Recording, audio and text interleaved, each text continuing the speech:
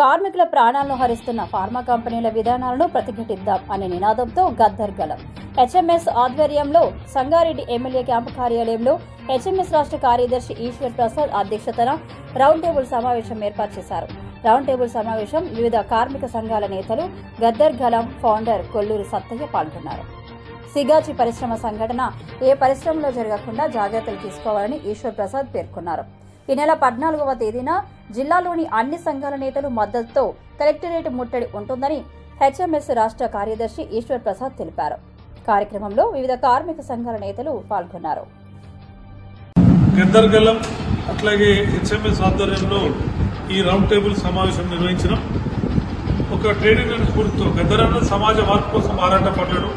HMS సమాజం socialism రావాలని మనస్ఫూర్తిగా భావించే సంఘం ఈరోజు ఈ సిగాచి అనే పరిశ్రమలో బ్లాస్టింగ్ వల్ల 37 మంది ప్రాణాలు కోల్పోయి 9 మంది ఆచూకీ తెలియకుండా క్షతగాత్రులు ఎంతో మంది ఖర్చు తీసుకుంటూ ఉన్నారు.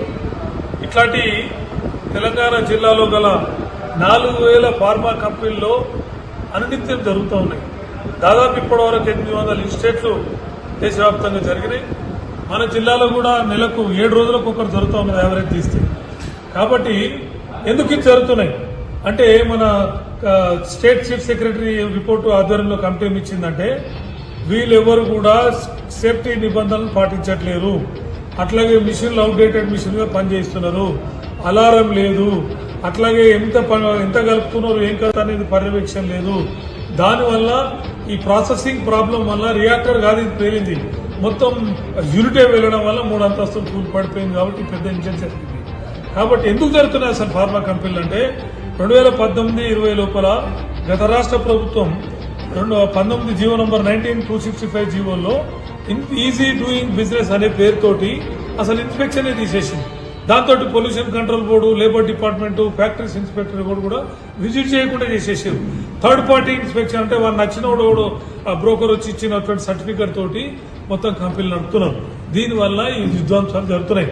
కాబట్టి 14 నాడు అన్ని ట్రేడ్ యూనియన్లు, ప్రజా సంఘాలు, దళిత సంఘాల ఆధ్వర్యంలో కలెక్టరేట్ ముట్టడి పెడుతున్నాం. జిల్లా మంత్రికి, రాష్ట్ర ముఖ్యమంత్రి, కలెక్టర్ విజ్ఞప్తి చేస్తున్నాం. ఖచ్చితంగా మొత్తం ఆ జీవోను రద్దు చేయాలి. 265 అట్లాగే 19 జీవోను రద్దు చేసి మొత్తం అన్ని ఇన్స్పెక్షన్లు జరగాలి. అధికారుల పర్యవేక్షణ లోపల రిపోర్టు నివేదికలు ఇవ్వాలి. థర్డ్ పార్టీ అనేది తీసేయాలి, జీవోను రద్దు చేయాలి. అట్లాగే ఫార్మా కంపెనీలో సేఫ్టీని ఇన్ష్యూర్ చేయాలి. అట్లాగే ఈ కంపెనీలలో కార్మికులకు జరుగుతున్న అన్యాయం మన ఎంఆర్ఎఫ్ లో చూసిన 300 తొలగిస్తే దిక్కు దివానం లేదు. ఈ రోజు వరకు కూడా జీవో గజెట్ నంబర్ 6/2016 ఒక నెల జీతం బోనస్ గా ఇవ్వాలనేది 800 కంపెనీలో ఎవడు అమలు చేయట్లేడు. రెగ్యులరైజేషన్ అనేది అంతని ద్రాక్ష అయిపోయింది.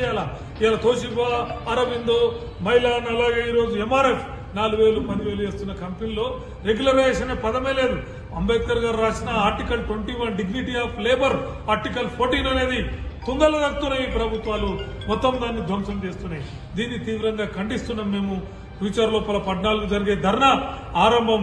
ఈ జిల్లాలో ఉన్నటువంటి కార్మిక సంఘాలందరం కూడా దళిత సంఘాల ఐక్యంగా యుద్ధం చేస్తాం. కార్మికుల యొక్క పైన జరుగుతున్నటువంటి ఫార్మా కంపెనీల అమానుషాన్ని, యజమాన్యాల అమానుషాన్ని ప్రతిఘటిస్తున్నాం ఐక్యంగా. ఈ దానికి ప్రజలందరూ కూడా మద్దతు ఇవ్వాలని సవినయంగా విజ్ఞప్తి.